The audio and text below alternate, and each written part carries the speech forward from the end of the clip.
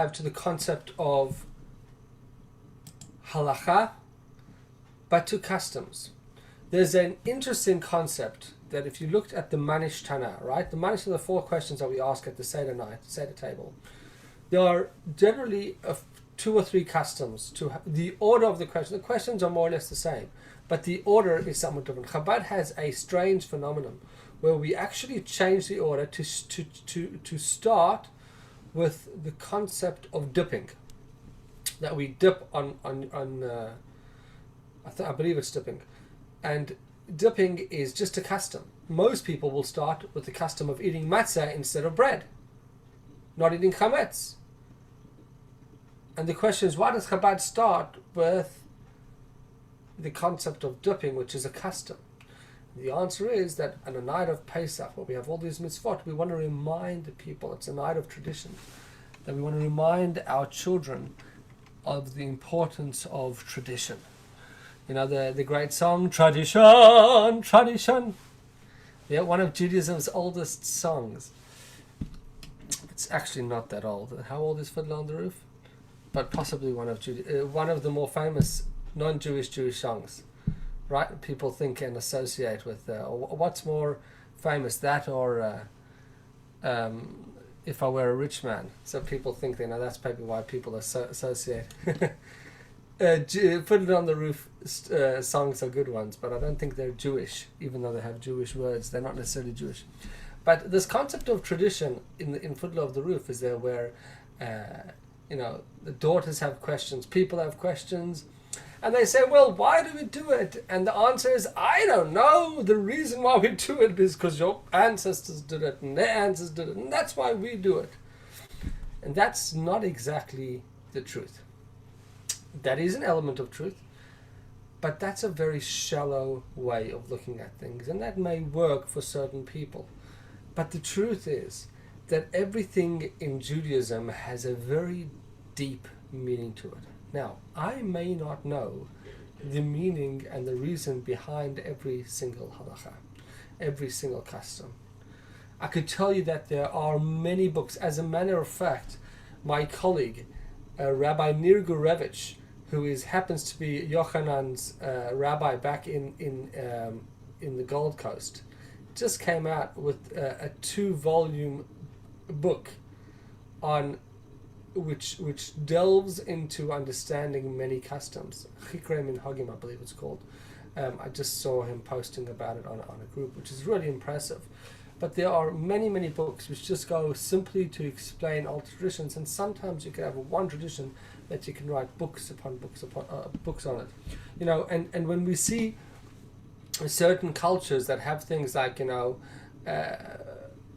things that are not necessarily true, like if you put your teeth under your pillow, some type of fairy is going to come and take them, or whatever, replace them, or somebody coming down the chimney with gifts, and then we kind of bring our children up with these type of stories. Then sometimes in that type of society we may start thinking that Jewish customs and rituals and traditions are the same. I'm not trying to make fun of anybody's traditions, especially anything to do with Santa was of course made by some good Jewish boys that just wanted to make a buck, so we shouldn't take away anybody's livelihood.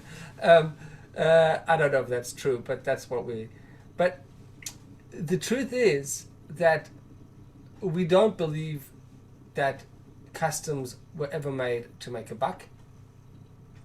They weren't ever made for the fun of it. It's not like, Valentine's Day, the card people wanted to make some money, and the flower sellers or Coca-Cola was trying to look for some good business. I'm sure Joe will give us all the history behind each of these very important and holy rituals.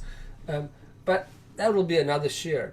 But when you're brought up in that type of culture where customs are popping out of all directions, you kind of think, well, Judaism's just the same, tradition, it's what was done by our ancestors. Now, there is a concept of truth to that, but it's only one element of it.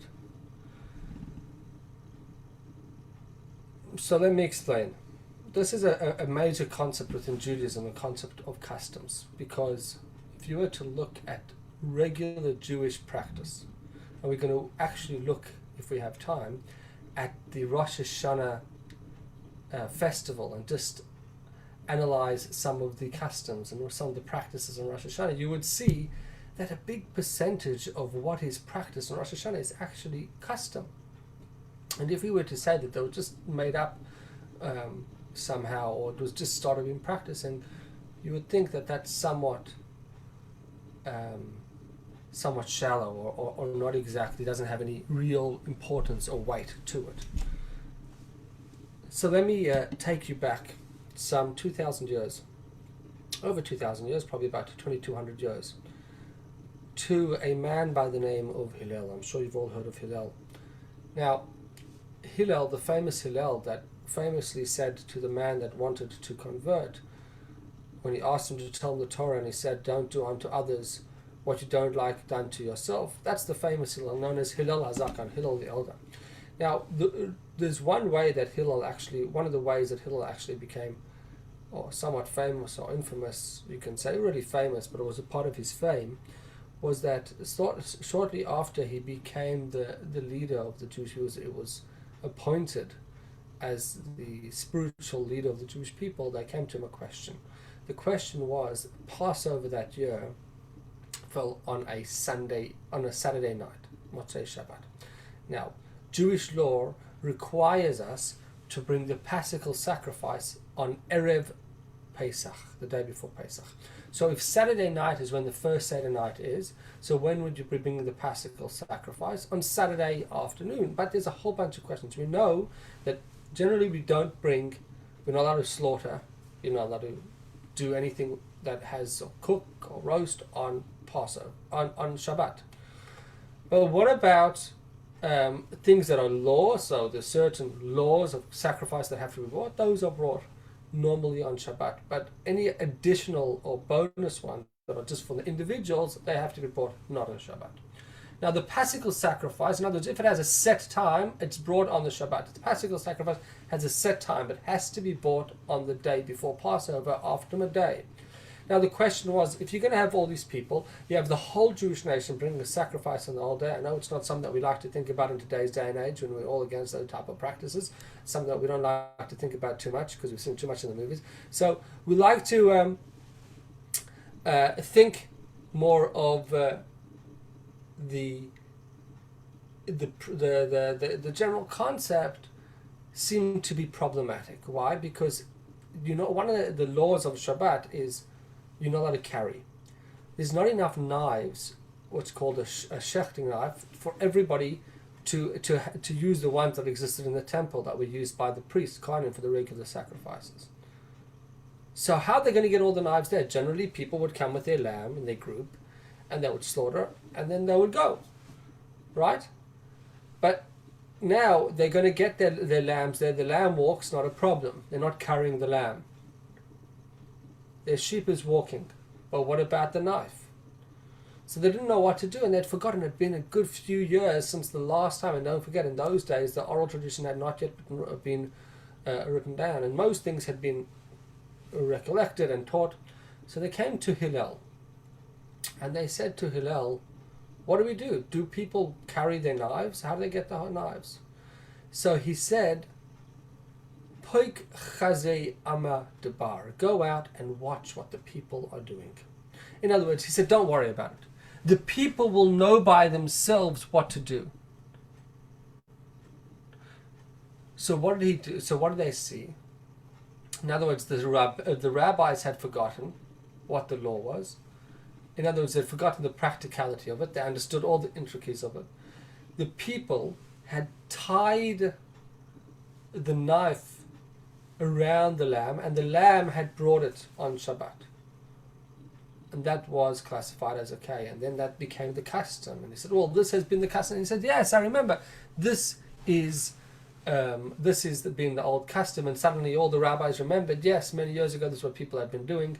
And it was all as a lesson to teach us that sometimes custom is developed by people, and they actually know. And he said, And he went on to say, go on to see the Jewish people, because if they are themselves not prophets, they are the children of prophets. In other words, sometimes their practice, if many Jewish people are doing something which they believe to be halachically or a custom or the right thing to do, often that has some type of prophecy within it, which means that people don't just do things just because.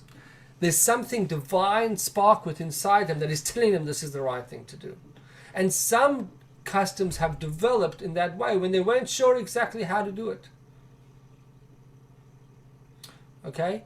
And that's the concept of the holy soul of a person, of a Jew, being more in tune with what God really wants. So let me explain to you for a moment the importance of customs and how customs works within the major framework of Judaism. So in Judaism we have different types of laws, and this is a very, very short synopsis, and I've given a 6-week course on explaining this called Judaism Decoded, and one day I'll explain this to you again. But generally, Jewish law is broken up into 3 categories, and each of these categories, by the way, can be subdivided into several other categories. But generally, Jewish law has three categories. Number 1 is biblical laws, laws that are clearly spelled out in the Torah. Okay, that the Torah says you shall not you should not make a fire on Shabbat. You can't break the Shabbat. Do not kill, do not steal, put on the tefillin, etc. Now within that category there's another subcategory of the law which is given, but the explanation which is given to Moses on Mount Sinai, that's called the oral Torah, but it's still part of the initial law. We're not going to go there, but we'll just classify it as one general category: biblical laws, laws clearly spelled out to the Jewish people from God. The second type of law is rabbinical laws. Once again, within the category of rabbinical laws, there's something called gezerot and takanot. Sometimes, generally, it's the rabbis were given the authority that when they saw the need to put what's called a siyag, the Torah, a fence around the Torah to protect, they saw people were stumbling. It's like the government has permission at times to add laws when they see that something has become a danger. Let's say they decided that for now, for people to go and work in the streets, if they decided a particular road is dangerous, they can make a law like a lockdown. That's because they see a danger. So they see there's 2 types of danger. There's the physical danger and there's a spiritual danger. So rabbis had the ability to enact laws, whether it was because of a spiritual danger, in other words, like people were transgressing a particular law. So they said, okay, just like you can't mix milk and meat, which generally refers to beef or lamb from an actual animal, they added also chicken, also birds. We can't, and that was, and they never added it as the same category. It became its own category as a rabbinical law. Then there was something called takanot. I'm just saying this in short, so don't get too worried about it. Takanot was decrees which were there to help the community. Sometimes they said, okay, everyone has to give this type to charity, or different things which are there more to help the community. It's more connected to the materialistic welfare of the Jewish people, of those communities. Sometimes they stayed forever, sometimes they didn't. The third category, which once again is also divided into several categories, is the category of custom. Customs. Now, customs are not, usually they are not initiated by the rabbinate, by the rabbis, by the leadership. Often they are initiated because they represent something, or there's some type of Kabbalistic meaning behind it, or because people started this tradition, etc. Now, within the concept of minhag, there are different types of minhagim, of custom. There are customs which become so strong and they have such strong meaning behind them that the rabbis say, oh, this now has the weight of what we call halacha. So it almost has the same weight as a rabbinical decree. It becomes law, that we don't go against it. There's certain types of minhagim which is called a minhag hamakom, a place, right? That in Germany, this is the custom what we do in Germany. And then there's a custom of what they do in another place. And that's why we have differences between different countries and between different groups. The Sephardim had their rabbis and they adopted their customs, and the Ashkenazim had their rabbis, and then the Hasidim had their own ways of teaching, and then they had the Kabbalists that added to that, and these were all different types of customs that were adapted for particular reasons. Now, when you looked at all these categories, you would say, well, what's the most important of these categories? You would assume it's the biblical commandments. And the truth is, to a certain degree, you are correct. The biblical commandment, you could only be truly, the truth is that the Torah tells us clearly biblical commandments, and the rabbis sometimes have a tradition of what it means, but that's still part of the biblical commandments. The Torah gives us the same weight to rabbinical commandments as biblical commandments. Generally, in halacha, in the code of Jewish law, it's not, when something's forbidden, it will tell us if it's forbidden from the Torah or forbidden from the rabbis, but forbidden is forbidden. Okay? Nevertheless, there are certain leniencies when it comes to rabbinic law, especially sometimes with the rabbis initially when they made them to be more lenient. So, just a quick example of a difference is that one major difference between rabbinic law and biblical law is that if you have what's called a safek, a doubt, with the biblical law we're more stringent. If you have a doubt within a rabbinic law, then we are more lenient. But the reason for that, not because rabbinical law is more lenient, but because we want to differentiate. Okay? Now, based on what I just said, you would say rabbinical law and biblical law, those are the most important. But let me explain something from a Hasidic perspective. And perhaps it will shed a different light on the way we look at this. Hasidus looks at the whole of the Jewish experience as not a religion, but a way of life and a relationship between God and the Jewish people. And all mankind to a certain degree, but particularly the Torah laws as being a relationship between us and God. And God is like, he comes up with it's like a husband and wife relationship, let's say. And sometimes you're like 100 wives, sometimes like a child and a parent, sometimes like a brother and sister, but in general, mostly referred to like a spousal relationship. God wants particular things from us, and we want particular things from God. Sometimes God says, you know what, this is exactly what I want. And sometimes the wife says to her husband, I want you to do this for me. Right? It's very clear, this is what I want. Great, so now the husband does it. Is it very meaningful? Yes, it's meaningful, he did. But if the husband would have gone against what the wife didn't want, it's quite bad when somebody, well, your spouse, or one of them goes against each other, especially when they ask you to do something. Right? Like a command. So that's more the category of the rabbinical and the biblical. You know, the rabbinical is more sometimes the added element of what the spouse wanted from each other. But then sometimes you have some spouses that they don't have to wait to be asked, but they themselves have a inkling and a knowledge of what the other wants. And they have such a desire to connect to the other person, they don't have to be commanded. Yes, certain things they're clearly asked to do. Every relationship has certain things that you are clearly asked to do. But then there are certain things that we do for our spouse, not because they ask, but because we want to give. And to a certain degree, those elements of the relationship are far more meaningful. So when we've been commanded to do things, yes, it's great. That's what we have to do. So some people like to have a relationship with God, with Judaism, that they do the bare minimum. What does the Torah say I have to do? That's what I'll do. But some people are looking to find ways to add in the stringencies and that's how customs are developed. It's like when we go and we just by ourselves, without deciding, we go and we make that special coffee or that special gift or that special letter or that special favor that we're going to do for our spouse. In a certain way, that's a lot more meaningful when we simply just obey what our spouse has asked.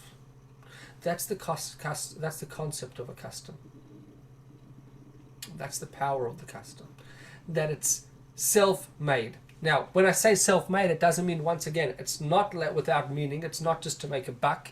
It's actually has true spiritual and physical materialistic meaning to it. Okay, I'm going to pause there for a moment, and just I've been talking for a good few minutes. If anybody has any questions, and before I go on. Not a question, but can I share a quick funny observation, a joke I heard on this topic? Yes. About going that extra step. Yes. It was one I think our daughter told us about through ballet dance, the stuff that she does. In the arts, it's a custom when so before someone goes on stage, you basically say break a leg. A lot of people know this saying, break a leg. And a big like a card I saw, a congratulations to someone for getting a major role. The wording was something like, "I wish you so much success. I hope you break both legs."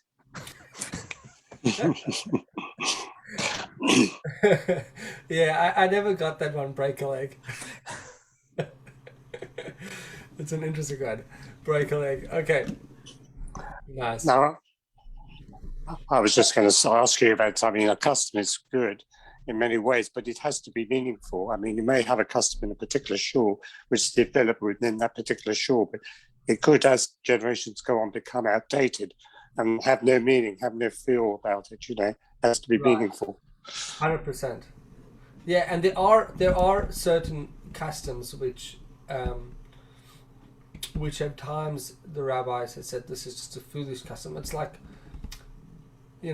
if you say we have a Sunday Barbie every single week without, that's a nice family tradition, but don't call it something spiritual. And if the way you cut the challah bread is a particular way, it could be that it has spiritual meaning. So sometimes there are certain categories of minhag actually called a minhag shtus, like that one of the people bowing as they walked into the shul, because the beam was actually what was defined later as a minhag shtus, a foolish minhag. Although even with foolish minhagim, there have been times that the rabbis have implemented them and made them stay. I'll give you one famous example. The Ramah. The Ramah there was two great codifiers of Jewish law, of the Shulchan Aruch. There was the Sephardic authority that originally wrote down the Shulchan Aruch, known as Rabbi Yosef Karo, and the Ashkenazic footnotes on that was a man named Reb Moshe Isserles, living in Krakow in the 1600s. They lived in the same time, wrote the same book, and instead of having two competing books, he just inserted the Ashkenazic approach, so to speak, to those laws. Anyway, so Reb Moshe Isserles, when he came to, I think it was Krakow, which was his final destination, could be another town where he became the rabbi. In that particular town, there was a very unique custom. The custom was that the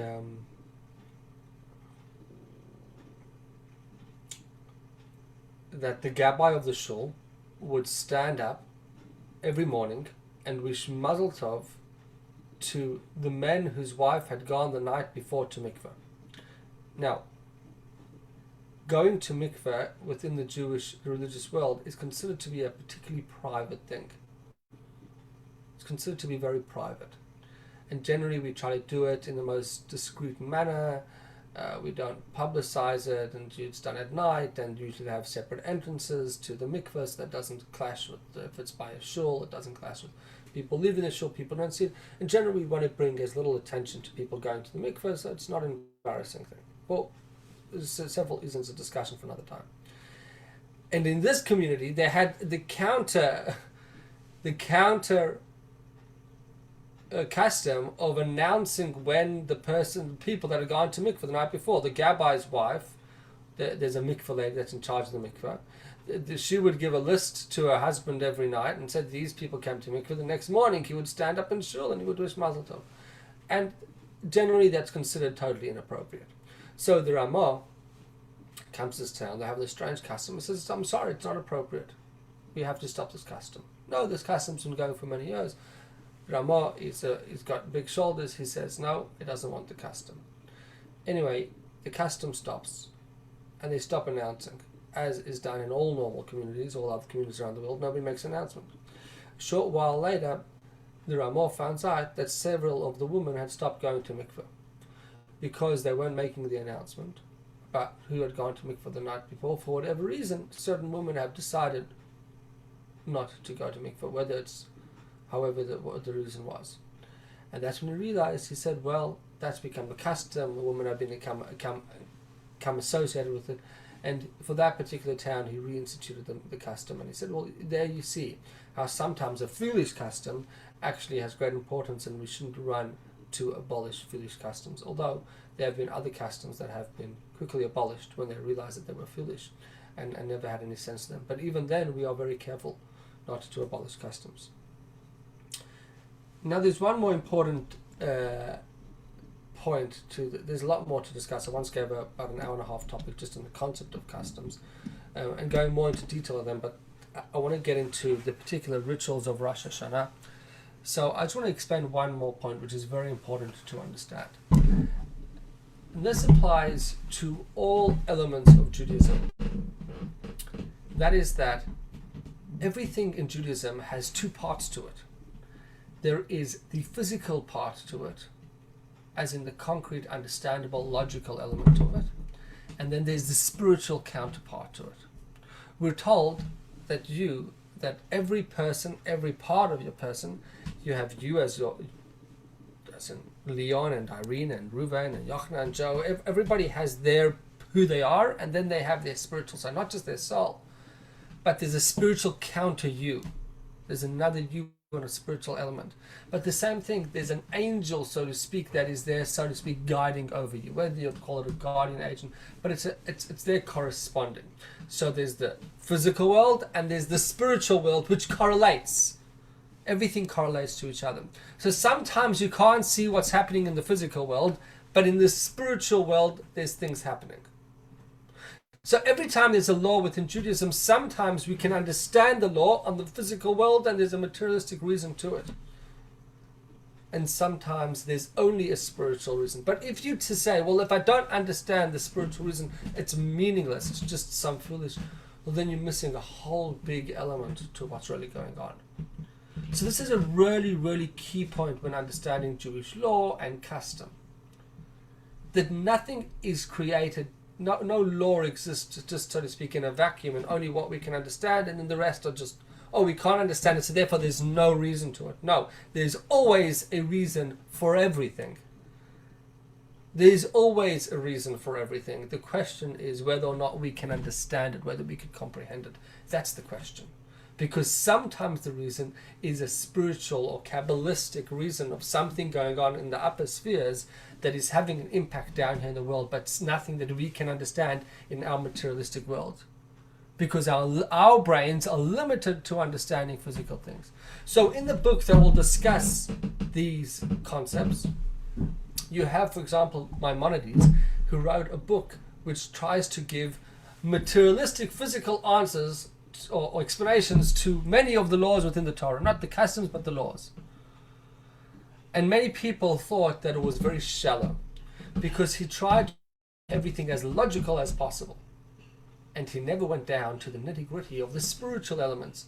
And then you see there's a book like the Sefer HaChinuch, which I know Noach is learning now, and that talks more of, it's kind of a blend. It talks a little bit about the spiritual and a little bit more of the it's not exactly the spiritual, but some of the other dimensions to it. And then there's Kabbalah, which talks only about the spiritual meaning behind it. And then Hasidus, if you will see Hasidus tries to take the Maimonidic logical type of reasoning and the Kabbalistic reasons and the so to speak, the blend them all to show how a bigger picture, and you'll see that throughout Hasidus, how it tries to bring everything together. Okay, it's not to a certain degree. That's one of the great revolutions of Hasidus, where it's not. It brings all parts of Torah together. It's not solely Kabbalistic. It's not solely what we call the real part. It's actually the ultimate combination. That's how you get to the core of everything. So it's really important to understand that concept within the Torah, within Judaism, So even if you don't have an answer to something or explanation to something that you clearly understand, it doesn't mean it doesn't exist. It certainly does. Okay. So with that in mind, I'd like to visit some of the Rosh Hashanah rituals, and let's see if we can make some sense of some of them. Now, when you think of Rosh Hashanah, what do you think of first and foremost? What physical attribute or thing do you think of most?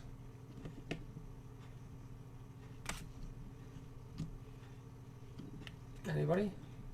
What do you mean? What is this question? I don't understand the question. What do you mean? כשאתה חושב על ראש השנה, איזה דבר גשמי אתה חושב עליו?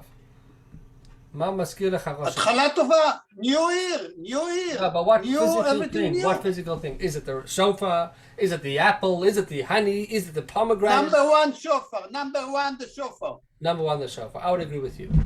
Right? There's one biblical commandment of Rosh Hashanah, and that's the shofar. Now, the shofar has so many, it's a biblical commandment, so it really doesn't fall into our discussion because I wanted to focus on customs. There's lots of unique and somewhat strange customs that we do on Rosh Hashanah. There's always strange customs.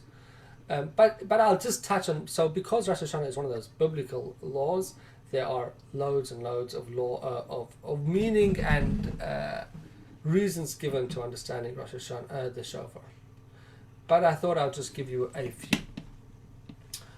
I had a shofar over here, which I can't see.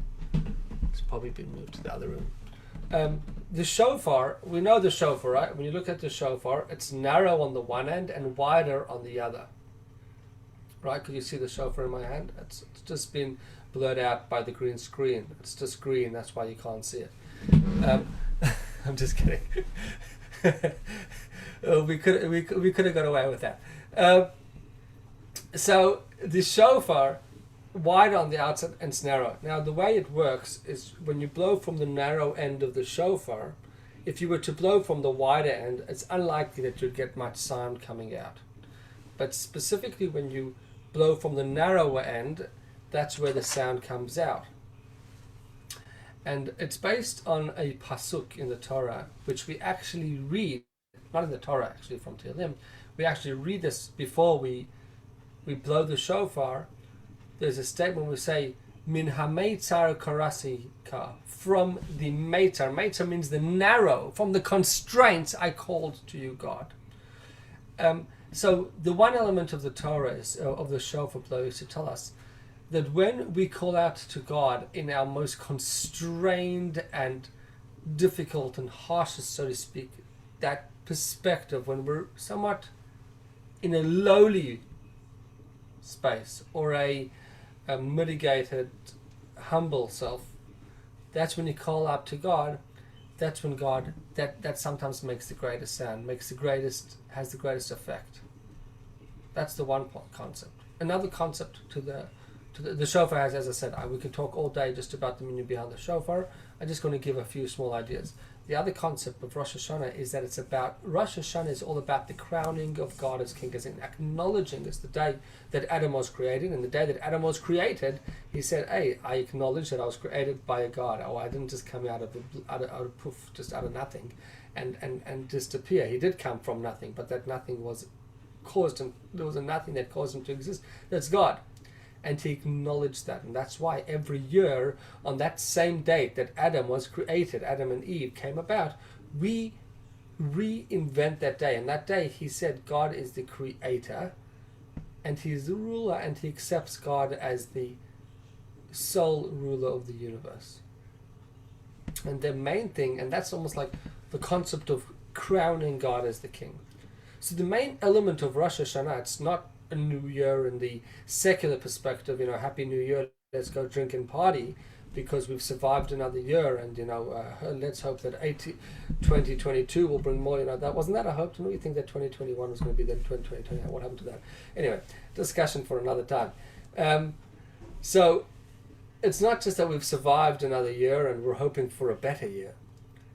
It's that we are now accepting upon ourselves God as the creator of this world. He created this world in 6 days, and on 6th day he created us, and on that day we acknowledged God as the creator and ruler and the one that is involved and therefore we are creations of God. God needed us to fulfill his plan. He wants us, he needs us, and we're accepting that need of God, so to speak. And it's a discussion for another time.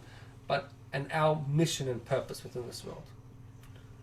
And the way you crown somebody as a king, when you inaugurate a king, you have to accept them. You do an event, and you do it with shofars and trumpets, etc. So that's another thing that we do in the shofar. If you look in the day of Rosh Hashana, the prayers, there's 3 parts to the prayers. It's divided into 3 parts, at least the Musaf, which is the added prayer for Rosh Hashanah. There's Malchut, Zichronot, and Shofar.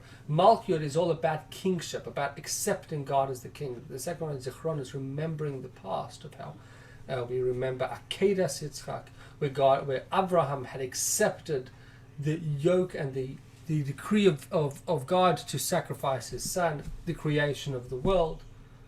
And then the shofars, and talking about the shofar and the ultimate purpose and mission that God has within the world. And maybe another time we'll go more in detail into the actual prayers and the meaning behind them. So that's the concept of the shofar. There's much more that we could talk about the shofar. The shofar is the call of our souls from the depth of whichever place and or suffering that we could find ourselves. That's the call of the shofar. Now, let's talk about a custom related to the shofar.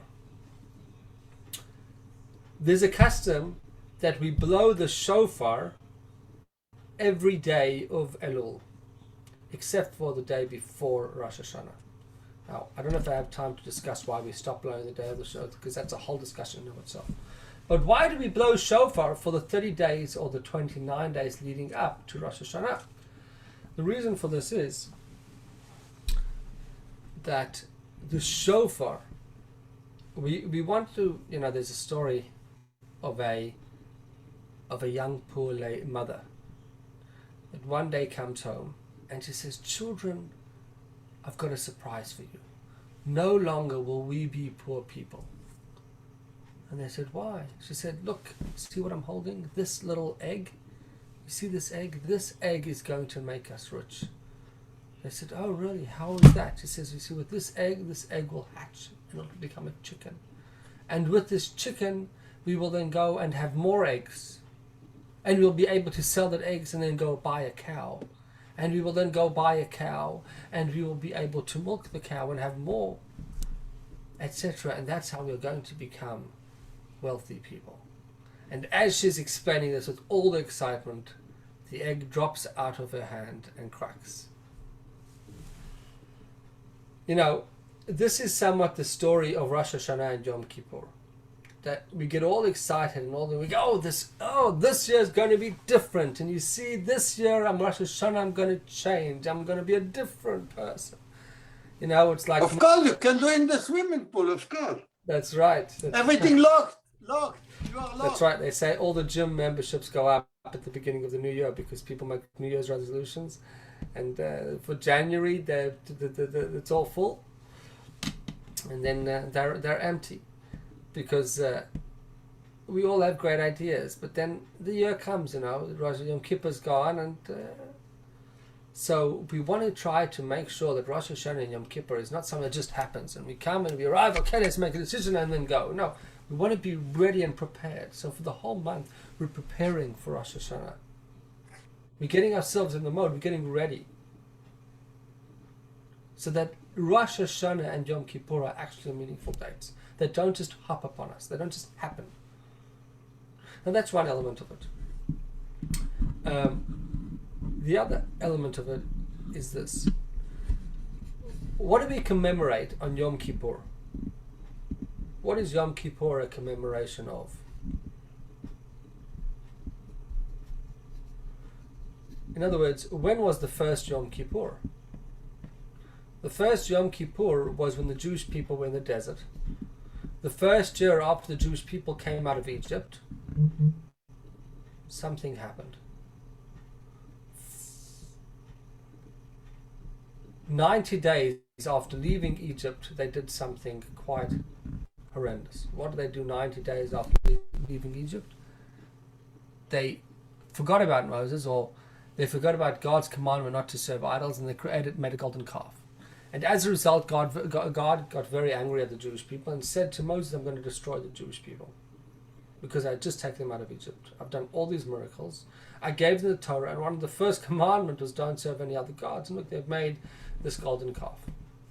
And Moshe breaks the tablets, and then he goes up. So where's he been for the last 40 days? He was on Mount Sinai. He got the Torah. He went to Mount Sinai to get the tablets. He comes down, he sees the Jewish people, he breaks the tablets. God says, I'm going to destroy the Jewish people. Moshe does a little plague breaks out and tries to temporarily fix the situation. Now he goes up and he asks God for forgiveness for the Jewish people. No, don't destroy the Jewish people. He goes up once, he comes back 40 days later, 17th of Tammuz. 13 days later, he goes back up and stays up for another 40 days. And he comes back down on Yom Kippur. And the second time he comes down, now it's the third time he's coming down in complete, but second time since the golden calf. And he comes down this time and he says, Jewish people, you have been forgiven. God is no longer going to destroy you. That day that he came down from Mount Sinai was Yom Kippur. It was the 10th day of Tishrei. And God says, you see, this day is going to be a remembrance of a day of atonement for all future generations. Just like Tisha B'Av, when the spies came back with the bad report against the land of Israel, that became the sad day for all generations, and many catastrophes happened. And Rosh Hashana, which was the day of Adam's creation, man's creation, became the new year for all mankind. So to Yom Kippur from then on became the Day of Atonement. And Pesach, every festival starts from generally from those years in the desert, right?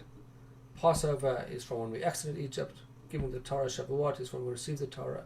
Sukkot is how we lived in the desert. And Yom Kippur is from the Day of Atonement. We atoned for the golden calf. The only one that's not from that period of time directly is Rosh Hashana. Rosh Hashana is all the way back to creation. So now what's Elul got to do it? When did Moses go up to Mount Sinai? It was 40 days earlier. When was the 40 days, the start of those 40 days? Rosh Chodesh Elul. So that whole last 40 period, yes, Moses came down with the report on Yom Kippur that the Jewish people were forgiven. But it started on Rosh Chodesh Elul. The forgiveness, the main forgiveness, the second time that Moses went up, but the first time after the golden calf, that was just to come, so to speak, put out the fire. But to actually get atonement for the Jewish people, that was the third time, the second time after the golden calf. That period of forgiveness starts on Rosh Chodesh Elul. So we're told that for the whole month of Elul, all the way to Yom Kippur, it's a special time. These 40 days are particularly special. God is forgiving the Jewish people. He's there, close to us. We're told the Baal Shem Tov, the Alter Rebbe, the founder of Hasidic movement, he gave an example of the king is in the field. God is close to us in the field. In other words, you don't have to go through some major works. There's a major connection that you have with God that is palpable during the month of Elul.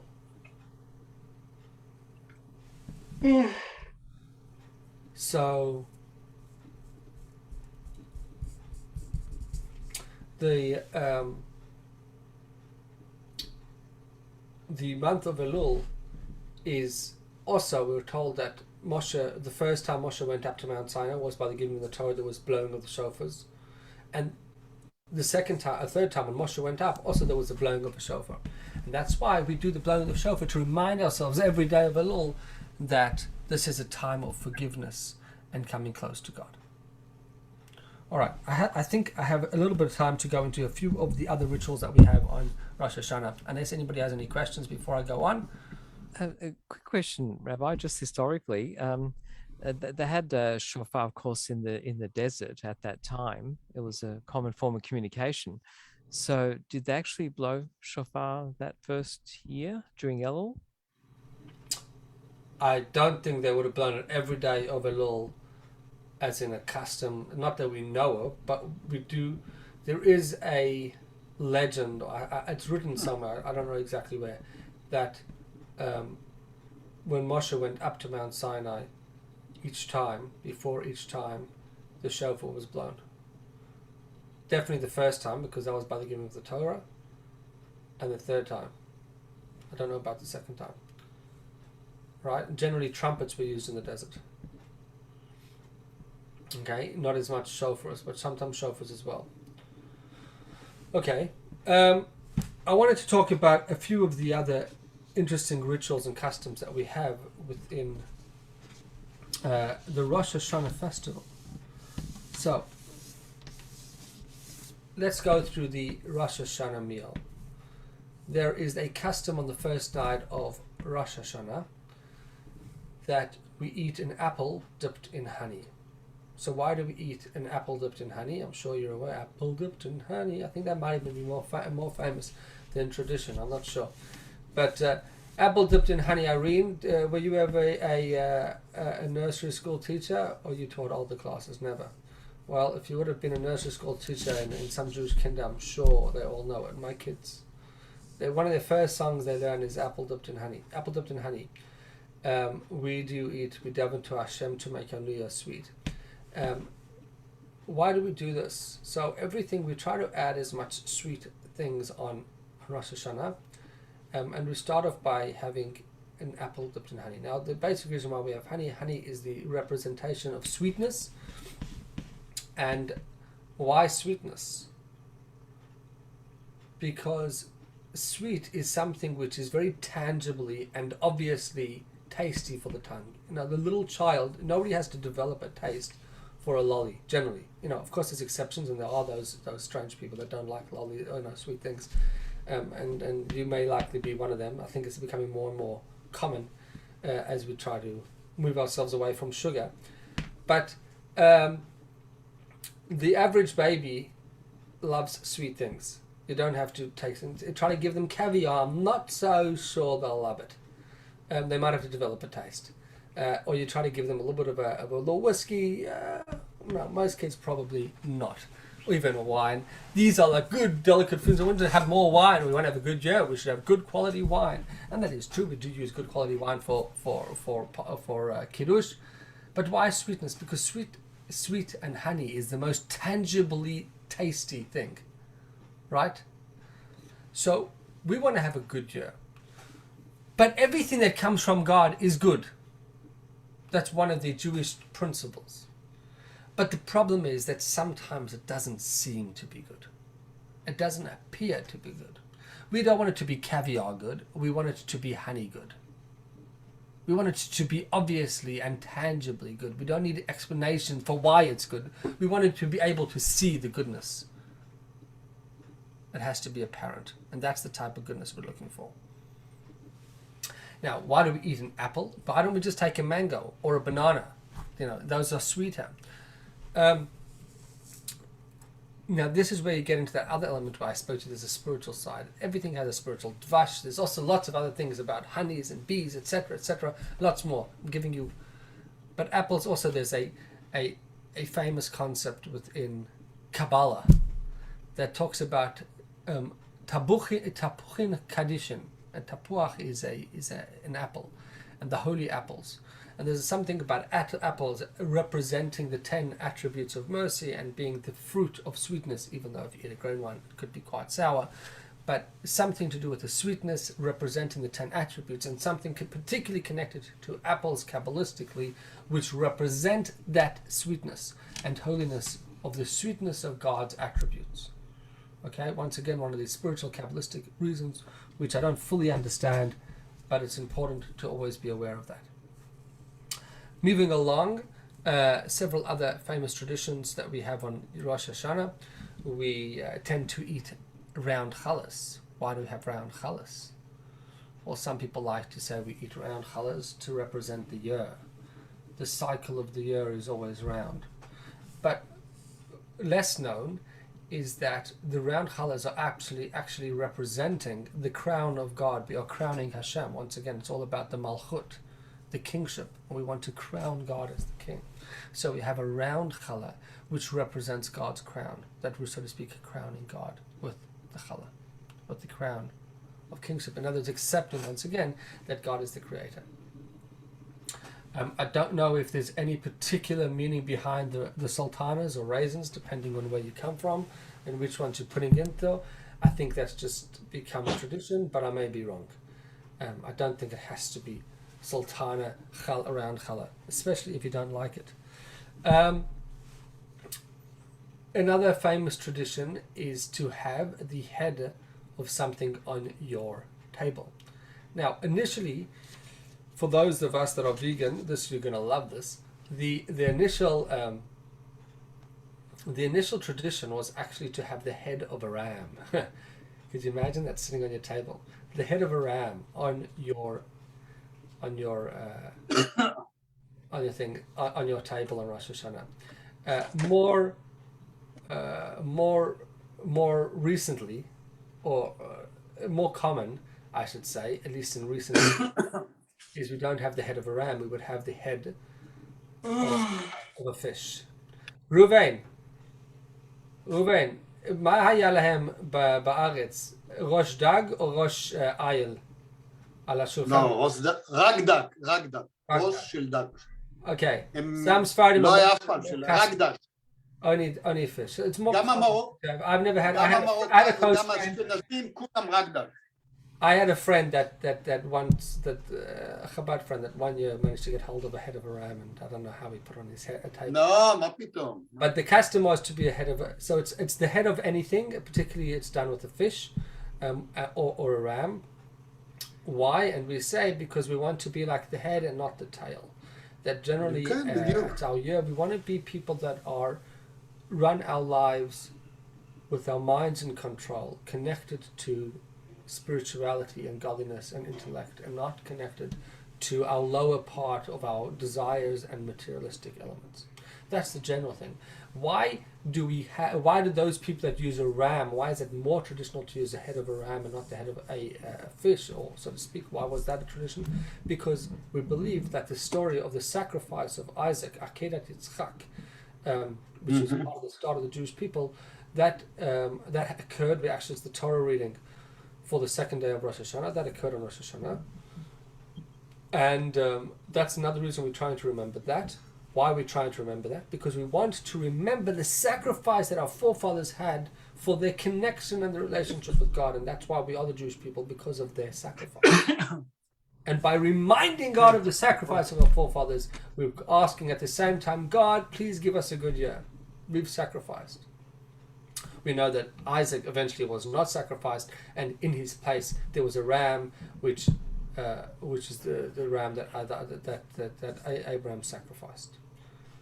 Okay, I see that I've run out of time. There's a few more customs that I have not even got to, as in my tradition. I'll go a few minutes over. If anybody wants to leave, you're welcome. Yes.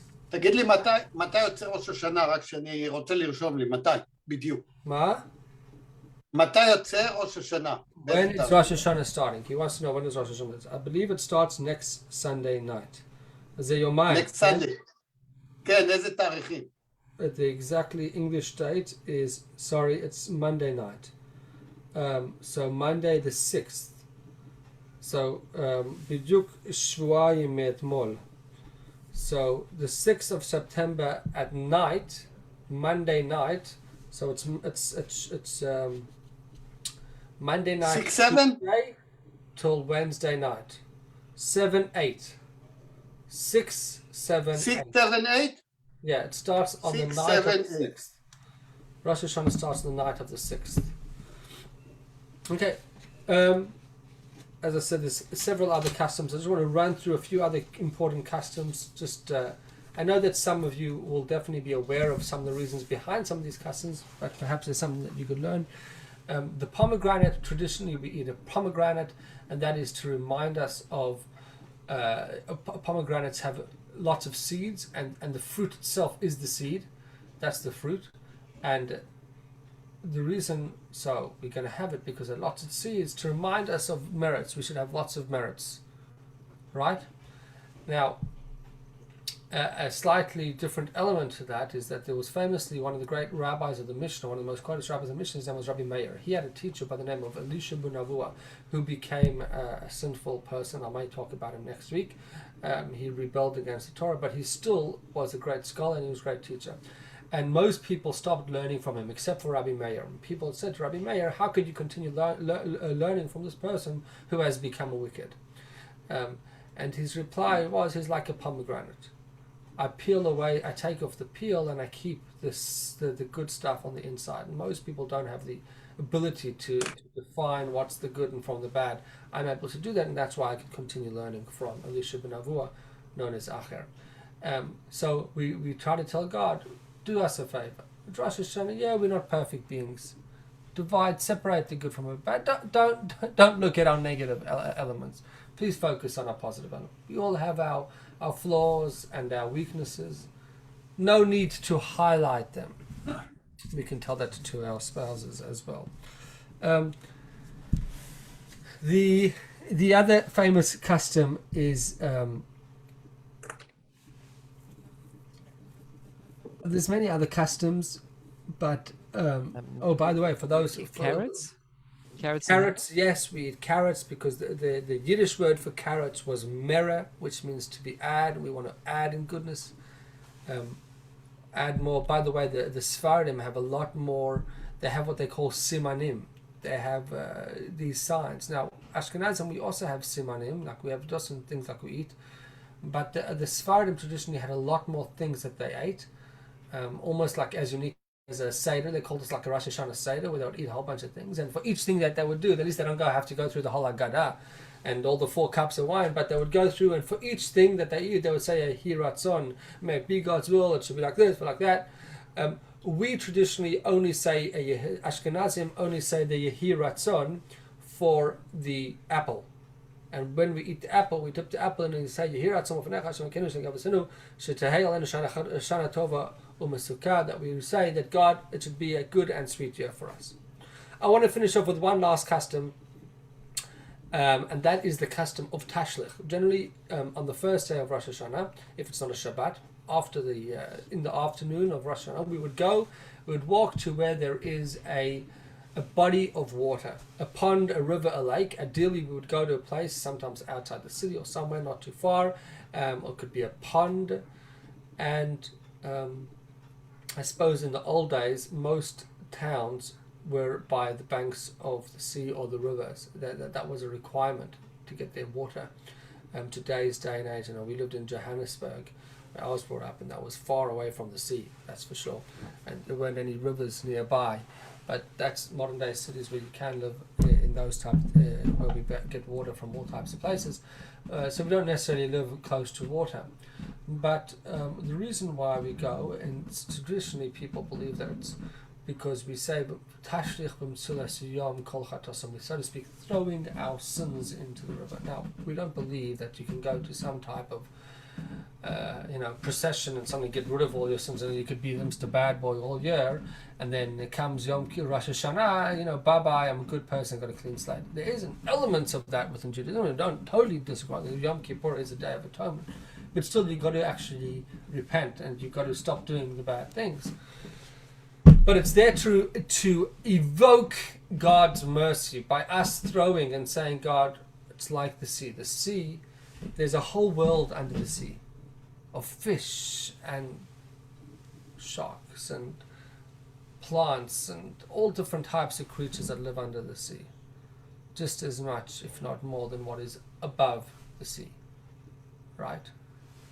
But when we look at it, all we just see is water. It's all covered. So we throw it, so to speak, we ask God to cover over our sins and our negative flaws once again, and asking that God should provide us with mercy. And we say the 13 attributes of mercy when we go there, asking for God to overlook, to tap into a higher element within our souls, that we should be able to overcome that negative aspects of our lives. And there's also reasons why we go particularly to a body of water, because water, when Abraham was commanded to go and sacrifice his son, to slaughter his son in a sacrifice, Yitzchak, Isaac, he went without any questions. But on the way, the Satan was trying to find ways to make it difficult for him, to cause him to question and test him. And he caused it to be very like storms and rivers to appear in his way. And he said, God, and Avram said, listen, I'm happy to do what you want, God. Please don't get in my way. And to remind us, we're saying, God, Avram is willing, don't put in tests, don't give us too many tests. Don't let tests start in that way. Now, particularly, we like to go to a place where there's fish. Why do we like to go to a place where there's fish? Because fish represent, fish never close their eyes. They don't have eyelids. Their eyes are always open. We're asking God that we should be like fish. Be like fish. Eyes are always open. You're always watching us, but let us feel your protection over us, that we don't feel like bad things are happening. The same thing is also a concept of an ayin hara, that negative things can come upon us. And we're saying to God, let no negative eyes, no negative things happen to us, because your eyes should always be open upon us like a fish that never sleeps. Okay, those are just touching on certain customs and rituals of Rosh Hashana. Next week we will possibly have a very fascinating joint talk with somebody else. I'll stay tuned for more information once it is confirmed. But thank you all for joining. Really appreciate it. Great having you, and I hope to see you soon. If anybody has anything else that they would like to discuss with me or question, feel free to stay on. Have a wonderful night. Thank you, Rabbi. Thank you. Thank you, Rabbi. Thank you. Thank you. Have a good Laila night. Tov. Laila Tov. Laila Tov. Laila Tov.